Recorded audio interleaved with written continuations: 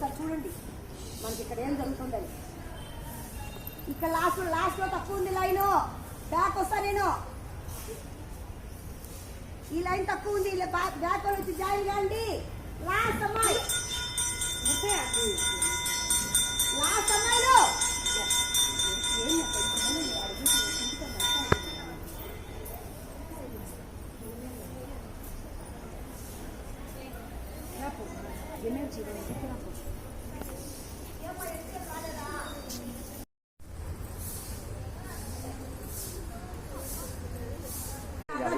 రావాలిగా అదే